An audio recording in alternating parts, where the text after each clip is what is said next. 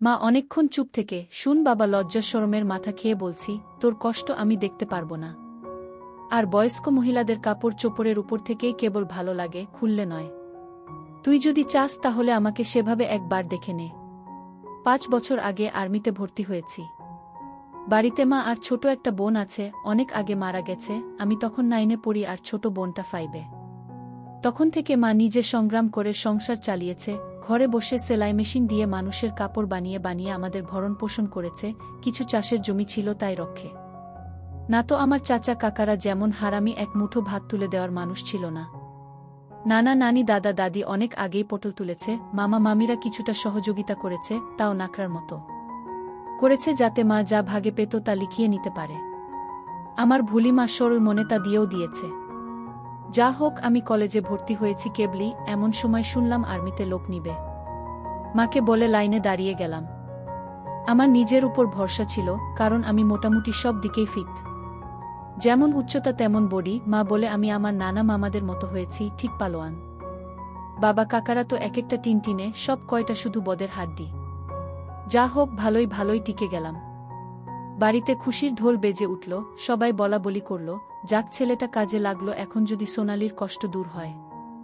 হ্যাঁ, আমি আমার মার কষ্ট দূর করার জন্য কোনো দিকে না তাকিয়ে খেলাধুলা করার বয়সে চাকরিতে চলে গেলাম। গ্রামের বাড়ি হওয়াতে ভয়ের কিছু নেই, আশেপাশে তো কাকা চাচারা আছে। আমার বোন শারমিন আক্তার, বয়স 19, ইন্টার সেকেন্ড ইয়ারে পড়ে, বাবার মতো টিনে কাঠি, আমারই এমন মেয়ে পছন্দের না। মা সোনালী বেগম, বয়স মনে হয় 42 হবে, দারুণ দেখতে, এখনও যুবতী মেয়েদের সাথে পাল্লা দিতে পারবে। ফর্সা লাল টকটকে, মার দীঘল কালো চুল ঘন মেঘের ভেলা, এত ঘন লম্বা চুল যে তা সারা পিঠ বেয়ে কোমর ছড়িয়ে নিচে নেমে যায়।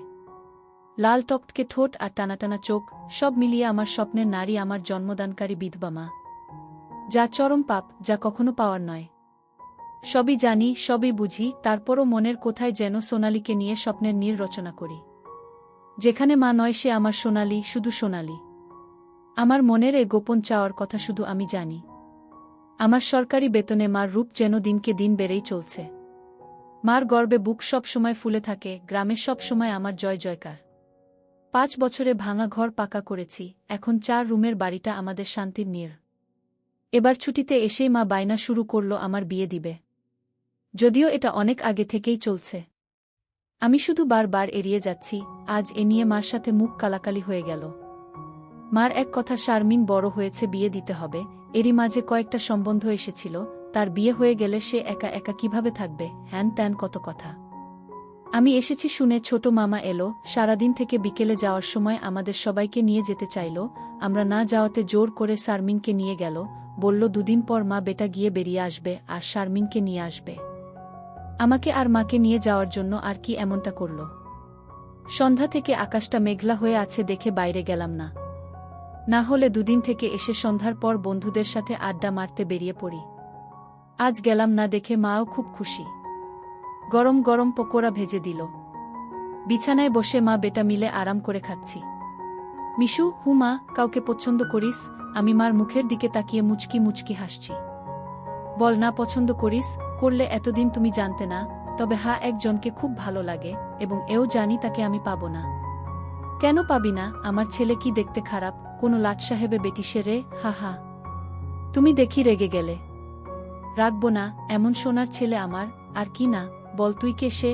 বাদ দাও মা, আমার যাকে ভালো লাগে তার কথা দুনিয়ার কাউকে বলতে পারবো না, শুধু খোদাকে ছাড়া।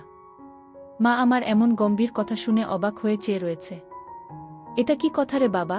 আমাকে বলতে না পারিস তোর ভাবি মানে রাসেলের বুয়ের কাছে বলিস তুই? না মা, তা না, তুমি আমার সবচেয়ে বড় বন্ধু, তোমাকেই যেহেতু বলতে পারছি না, সেখানে বলতে গেলে তারা তো আমাদের শত্রু, তাদের বলতে যাব কেন? তাহলে বল না, কে সে, কোথায় বাড়ি, কোনো বাড়ির মেয়ে? আমি চুপ করে বসে রয়েছি। মা অনেকক্ষণ আমার উত্তরের অপেক্ষায় থেকে মুখ গোমরা করে চলে গেল। ঘন ঘন বিদ্যুৎ চমকাচ্ছে, আকাশটা কালো হয়ে আছে, রাতের তারাগুলো না জানি কোথায় ডুব দিয়েছে। আমি জানালার গ্লাস খুলে দিয়ে ঠান্ডা হাওয়া গায়ে মাখছি, হাত বাড়িয়ে ব্যাগটা নিয়ে খুললাম, সিগারেটের প্যাকেটটা বের করে একটা ধরিয়ে টানছি। প্যাকেট রাখতে গিয়ে মোবাইলের বক্সটার কথা মনে পড়ল। শারমিনের জন্য যা যা এনেছিলাম সব দিয়েছি, শুধু মার গুলো দেওয়া হয়নি, চেয়েছিলাম দিতে, এমন সময় ছোট মামা এলো তাই আর দেওয়া হয়নি।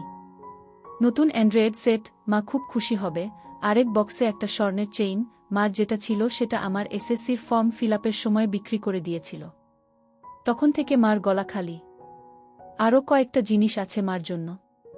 আয় খেয়ে নে, ঝড় আসতে পারে, কারেন্ট চলে গেলে খেতে ঝামেলা হবে। আমি তাড়াতাড়ি সিগারেটটা জানালা দিয়ে বাইরে ফেলে দিয়ে বললাম, হা দাও। কি লজ্জা! মা সিগারেট খেতে দেখে নিল, জানে আমি খাই, তবে এভাবে দেখেনি কখনো। ঘরে বসে সিগারেট খাওয়াটা ভুল হয়ে গেছে, সারা ঘরে সিগারেটের ধোঁয়া। মা বেটা খেয়ে দিয়ে উঠলাম। মা বল, আমার রুমে এসো তো একটু। তুই যা, থালা বাসনগুলো গুছিয়ে আসছি। আমি রুমে এসে শুয়ে রইলাম। মা আধা ঘন্টা পর হাত মুছতে মুছতে এলো। কি রে বাবা?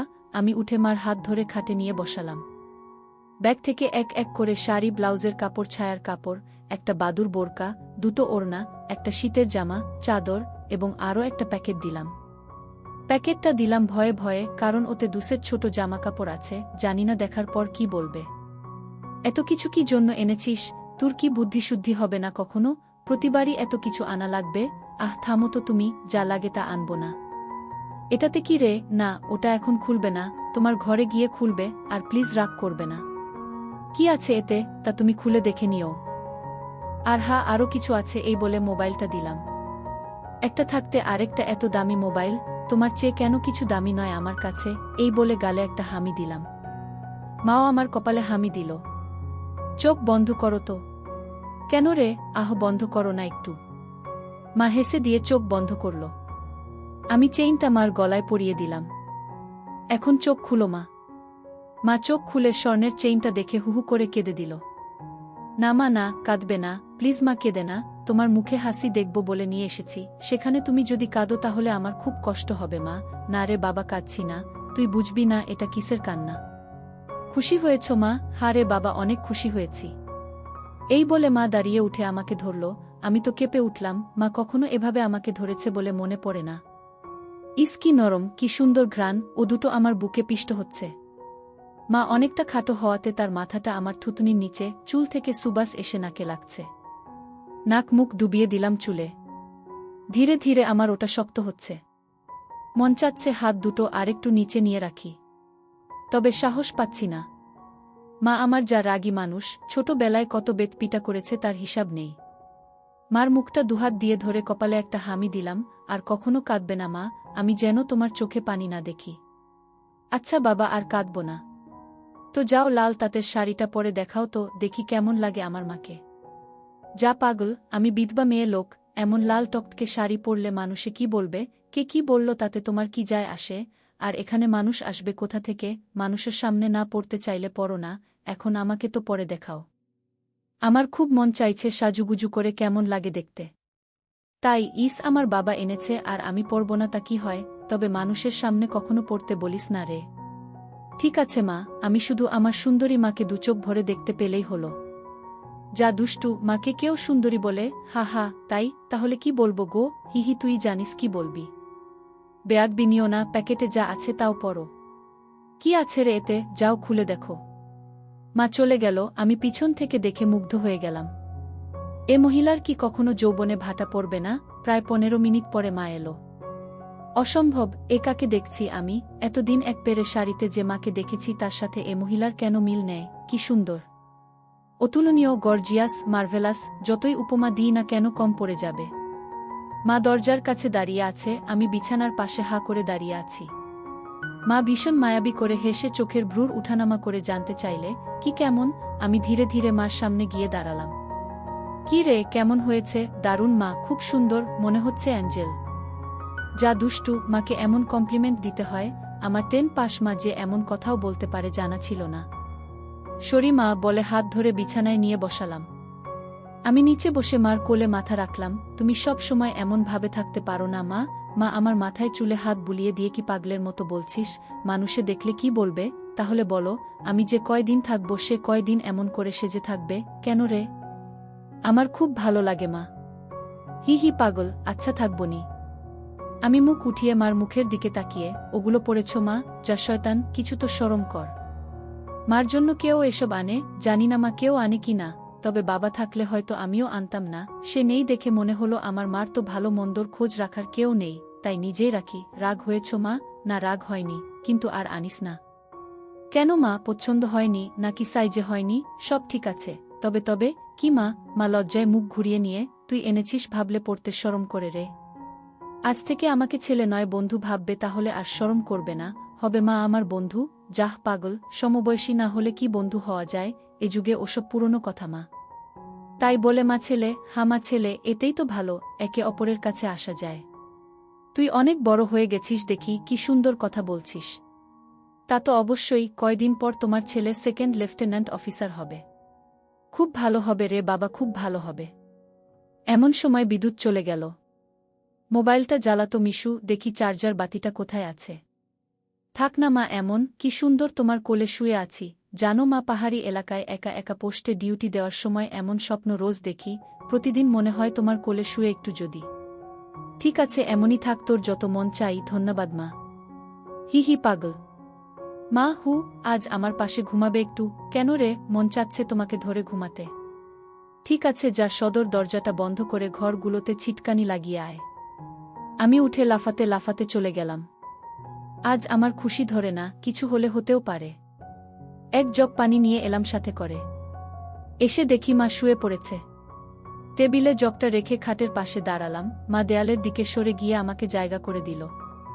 বজ্রপাতের আলোতে মার মুখটা মায়াবী মায়াবী লাগছে। খোলা জানালার হিম বাতাসে আমার মনে ঝড় তুলছে। জানি না মার মনে কি চলছে। মনে হচ্ছে মা তার স্বামীকে পাশে শোয়ার জন্য জায়গা করে দিল। মা নতুন বউ, আমি তার স্বামী। দাঁড়িয়ে রইলি যে, শুবি না? শুই। মার পাশে শুয়ে পড়লাম, দুজনে মুখোমুখি। আধো অন্ধকারে দুজনে দুজনার দিকে চেয়ে আছি। ঘুমাবি না? তুমি ঘুমাও, আমার ঘুম এত তাড়াতাড়ি আসে না। তাই আয় কাছে আয়, মাথায় হাত বুলিয়ে দিচ্ছি। আমাকে আর পাই কে? একেবারে মার বুকের কাছে বুক নিয়ে গেলাম, তবে কোমরটা দূরে রাখলাম। মা একটা হাত সাইডে লম্বা করে দিল, এখানে মাথা রাখ। মা তার হাতের উপর মাথা রাখতে বলছে। আমি সহজ মনে তাই করলাম। নাকটা মার বগল থেকে ৩-৪ ইঞ্চি দূরে। ভালো মতো দেখতে না পেলেও বুঝতে পারছি যে এর বেশি দূরে নয়, কারণ ঘামের ঘ্রাণ পাচ্ছি। মার বগলের ঘ্রাণেই তো আমার শরীর আনচান আনচান করছে। মার বাম হাতের উপর শুয়ে আছি, মা ডান হাত দিয়ে মাথায় হাত বুলিয়ে দিচ্ছে, এতে করে আঁচল উঁচু হচ্ছে।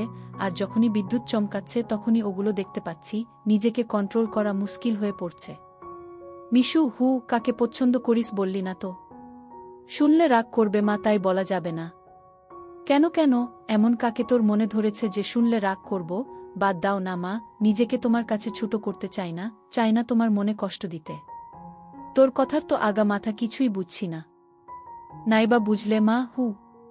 তোমাকে একটু ধরি। মা হি করে হেসে, ধর। কি সুন্দর ঘ্রাণ গো মা তোমার। যা শয়তান। আমি মার এমন আশকারা দেওয়া কথায় সাহস পেয়ে তাকে চিৎ করে দিলাম। মন চাচ্ছে কোমরাটা উপর তুলে দিতে। মুখটা উঁচু করে হামি দিয়ে বললাম, আমি তোমাকে খুব ভালোবাসি মা। মা আমার মুখটা দুহাত দিয়ে ধরে, আমিও তোকে খুব ভালোবাসি রে সোনা। আমার ভালোবাসাটা অন্যরকম মা। কেমন রে? মা ছাড়া আরও অনেক কিছু। কেমন? শুনলে রাগ করবে না তো? বল না, এত পেঁচাচ্ছিস কেন? তুমি আমার ড্রিম গার্ল মা, তাই তো? কি? মা, জানি এটা শুনে আমাকে খারাপ ভাবছ, এজন্যই বলতে চাইছিলাম না। আমি তোর মা মিশু, এমনটা কিভাবে ভাবতে পারলি? জানি না মা, শুধু জানি আমি তোমাকে প্রচণ্ড ভালোবাসি, তোমাকে ছাড়া কাউকে ভাবতে পারি না। চুপ কর বেয়াদব, এমন কথা বলতে তোর মুখে বাজছে না? সরি মা। এই বলে তার উপর থেকে উঠে খাট থেকে নেমে পানি খেলাম। মাও বিছানার উপর উঠে বসেছে, বুঝতে পারছি সে অবাক হয়ে আমার দিকে তাকিয়ে আছে। জানালার ধারে গিয়ে দাঁড়ালাম। বৃষ্টি থেমে গেছে, তারপরও আকাশ কালো হয়ে আছে। চাঁদ তারা কোথায় যেন লুকিয়ে গেছে আজ। ঠিক আমার হৃদয়ের মতো চারিদিকে অন্ধকার। এমন সময় কারেন্ট এলো। ঘরটা আলোকিত হয়ে গেল। আমি জানালাটা লাগিয়ে দিলাম, পর্দা ঝুলিয়ে দিয়ে ঘুরে দাঁড়ালাম। মা বিছানার উপর হাঁটুতে মাথা দিয়ে নির্বাক বসে আছে। ফ্যানের হাওয়া আমার রেশমি চুলগুলো দোলা দিচ্ছে। মনে হচ্ছে নববধূ বসে আছে। মা মুখ তুলে আমাকে তার দিকে এক মনে তাকিয়ে থাকতে দেখে, এখনে আয়। আমি মার কাছে গেলাম। বসলাম। মা আমার পিঠে হাত বুলিয়ে দিয়ে বলে, এমনটা হয় না বাবা, আমার লক্ষ্মী সোনা ছেলে। আমি কিছু মনে করিনি। আমি জানি তোদের বয়সের ছেলেদের ফ্যান্টাসি হয় খালা, চাচিরা। তবে মাকে নিয়ে ফ্যান্টাসি রচনা করা একটু বেশি হয়ে যায়। সরি মা। আমার ভোলি ভালি মা যে এতটা বুঝে, এতটা পোক্ত আমার জানাই ছিল না। এত অনেক শেয়ানা। ঠিক আছে, চেষ্টা কর আমার উপর থেকে মনটা সরিয়ে অন্য দিকে নিতে, বিয়েটা করে নে, দেখবি সুন্দরী বউ পেলে মাকে ভুলে যাবি। আমি মাথা নিচু করে, পারবো না মা, প্লিজ, নিজের সাথে অনেক লড়াই করেছি, আমি ক্লান্ত মা, কিছুতেই তোমাকে মন থেকে সরাতে পারি না। কেন রে, কি এমন পাস আমার মাঝে? আমি মুখ তুলে মার মুখের দিকে তাকিয়ে, জানি না মা, শুধু জানি তুমি আমার সব, তোমার কথা চিন্তা করলেই আমার কি তোর পাগল হয়ে যায় মা। মা মুচকি হেসে, ও কিছু না, নিষিদ্ধ জিনিসের প্রতি টান একটু বেশিই হয়, আমি তো বুড়ি হয়ে গেছি, তুই যেমনটা ভাবিস তেমনটা আমি আর নেই। মার এমন কথা শুনে আমি কেঁপে উঠলাম। মা কি ইশারায় আমাকে বুঝালো যে তার জিনিসপত্র আর আগের মতো নেই, দেখলে আমার পছন্দ হবে না? দেখ বাবা, এক এক জনের এক একজনকে ভালো লাগে, তাই বলে কি তাকেই নিজের করে পেতে হবে এমন কেন কথা আছে? অন্য কেন মা হলে এসব কথা শোনার সাথে সাথে চিৎকার চেঁচামেচি করে বাড়ি মাথায় তুলত। আমি কিন্তু তা করছি না, কারণ তুই আমার একমাত্র ছেলে, নারী ছেঁড়া বাঁধন, তোকে আমি অনেক ভালোবাসি, তাই বলছি আমার ভালোবাসার মর্যাদা রাখতে বিয়ে করে নে বাবা। দেখবি ধীরে ধীরে আমার থেকে মন বোমার দিকে চলে গেছে। ধন্যবাদ মা, তুমি আমার কথা মন দিয়ে শুনেছ এবং যুক্তি দিয়ে ভালো মন্দের বিচার করেছ বলে। তবে লজ্জা না করে বলছি মা, এর আগেও আমি দু-একটা মেয়ের সাথে মিশেছি, তারা শুধু সুখ পেয়েছে আমার কাছে, আদর ভালোবাসা একটুও পায়নি আমার কাছ থেকে। এমনকি আমার নিজেরও হয় না যতক্ষণ চোখ বন্ধ করে তোমাকে না ভাবি। যখন সেসব মেয়েদের জায়গায় তোমাকে কল্পনা করি তখন আমি আর নিজের মাঝে থাকি না, সুখের সাগরে ভেসে যায়, কেবলমাত্র তখনই হয় আমার। তুই তো অনেক দূর এগিয়ে গেছিস তাহলে, আমি অনেক আগে থেকেই বুঝতে পেরেছিলাম যে আর চোখে লুকিয়ে লুকিয়ে আমাকে দেখিস। ভাবতাম শয়তান ছেলে পুলে, আরেকটু বড় হলে সমবয়সী মেয়েদের সাথে মিশলে ঠিক হয়ে যাবে, কিন্তু এখন দেখছি তা না, তোর দেখি বয়স্ক মহিলাদের ভালো লাগে। এতক্ষণ মার সাথে এত খোলামেলা কথা বলতে পেরে নিজেকে অনেক হালকা লাগছে। সাহস করে মাকে ধরে শুইয়ে দিলাম। মা চুলে হাত বুলিয়ে দিচ্ছে। আমি তাহলে কি করব মা, সেটাই তো ভাবছি। যেটাই ভাবো মা, আমার মতো পরিবর্তন হবে না। মানে কি? মানেটা তুমি ভালো করেই জানো। মার কণ্ঠে এবার সত্যি সত্যি রাগের আওয়াজ পেলাম। তাই বলে সারা জীবন বিয়ে করবি না, নাকি ছেলে হয়ে মাকে বিয়ে করতে চাস? মা যে এমন কথা ঠাস করে বলে বসতে পারে তা আমি চিন্তাই করিনি। আমি বললাম, বিয়ে না করতে পারলেও তো তুমি আমার হতে পারো। এটা কি মামা বাড়ির আবদার নাকি? ছিছি মিশু, এমনটা বলতে তোর মুখে বাঁধল না? তাহলে সারা জীবন ছেলেকে এভাবেই দেখতে পাবে মা, তোমার এই মিশু কখনো বিয়ে করবে না। মার চোখে জল টলমল করছে, আমি হাত দিয়ে তা মুছিয়ে দিলাম। আমি তো এমন কিছু করিনি মা, তাহলে তুমি কাঁদছো কেন? আমরা দুজন জাস্ট আলাপ করছি। মা অনেকক্ষণ চুপ থেকে, শুন বাবা, লজ্জা শরমের মাথা খেয়ে বলছি, তোর কষ্ট আমি দেখতে পারবো না। আর বয়স্ক মহিলাদের কাপড় চোপড়ের উপর থেকেই কেবল ভালো লাগে, খুললে নয়। তুই যদি চাস তাহলে আমাকে সেভাবে একবার দেখে নে, তাও তুই মতো পরিবর্তন কর। তবে শুধু দেখতে পাবি, কিছু করতে পারবি না। মার মুখে এমন কথা শুনে আমি আর দুনিয়াতে নেই। বল রাজি? আর যদি আমি দেখে আরও বেশি আকর্ষণ অনুভব করি তাহলে? আমি বলতে চেয়েছি যে, আজ আমাকে দেখ, আর আগেও তো তুই অন্যদের দেখেছিস, তাহলেই তফাৎটা বুঝতে পারবি। আমার মনে হচ্ছে আমার মতো মার মনের ভিতরেও কিছু আছে, নয়তো দেখার কথা। আমি তো কিছু বলিনি, মা নিজ থেকে দেখতে দিতে চাইছে যে। রাজি? রাজি। যা, বড় লাইটটা বন্ধ করে ছোট লাইটটা জ্বালিয়ে আয়। মনে মনে ভাবলাম, কি সৌভাগ্য, আজ তো আমার পোয়া 12 লেগে গেছে। নীল বাতিটা জ্বালিয়ে খাটের পাশে দাঁড়িয়ে রইলাম। মাও উঠে দাঁড়াল। ধন্যবাদ মা, আমার স্বপ্ন পূরণ করার জন্য। তোর জন্য আমি সব পারি রে, শুধু কথাদের সব দেখে নিয়ে মাকে ভুলে যাবি না তো, বা ভুল বুঝবি না তো? কি বলছো মা? তুমি আমার মা, আমার স্বপ্নের রানী, আমার ফ্যান্টাসির জগৎ, সব কিছুই তুমি। তোমাকে ভুলে গেলে তো নিজেকেই ভুলে যাওয়া হয়। কথা দিলাম মা, জীবন থাকতে তোমার অবাধ্য হব না। ভুল বুঝা বা ভুলে যাওয়া তো দূরের কথা।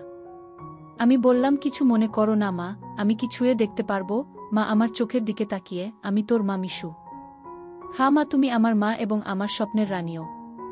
আমি পিছন দিকে গিয়ে শাড়ির আঁচলটা ফেলে দিলাম।